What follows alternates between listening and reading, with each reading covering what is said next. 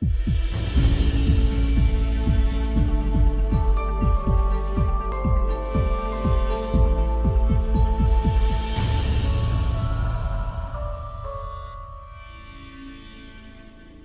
começando mais um De Frente a Frente com o pastor Jobian Ferraz. Eu estou no lugar em que todos sabem que um dia estarão, mas não querem de forma alguma se mudar para cá. Hoje eu quero falar um pouquinho sobre um assunto muito delicado que constrange o coração da maioria de nós, que é o assunto da morte. A morte é um tema que todas as pessoas da sociedade moderna, principalmente nós os ocidentais, não queremos nem citar a palavra ou a expressão. Geralmente quando alguém começa a tratar do assunto, as pessoas dizem: por favor, bate na madeira, por favor, vamos mudar de assunto. Na verdade, a morte nos incomoda porque ela é uma intrusa, ela nos constrange, ela tira de nós coisas preciosas que são as pessoas. Na verdade, este vídeo não tem como intenção gerar no seu coração mágoa, gerar no seu coração tristezas ou reviver cenas que você já passou na sua vida. Mas é um fato que um dia todos nós lidaremos com perdas, todos nós passaremos por esse momento.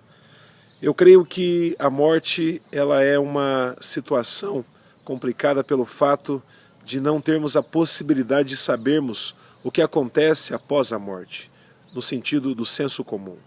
Mas quando você acredita em Deus, quando você crê no Senhor Jesus, você passa a ter uma esperança e uma convicção muito grande de que a morte não é o fim, mas é uma transição.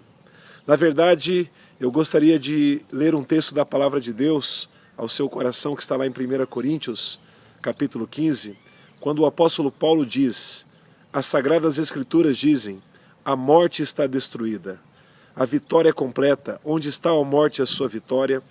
Onde está a morte o seu poder de ferir?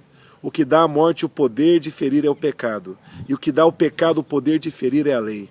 Mas agradecemos a Deus que nos dá a vitória por meio do nosso Senhor Jesus Cristo.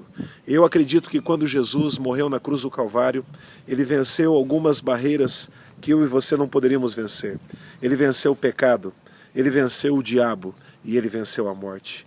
Ele ressuscitou ao terceiro dia. Tente imaginar alguém ressuscitar ao terceiro dia. Tente imaginar que neste lugar agora, alguém se levantaria de um túmulo e começaria a conversar comigo.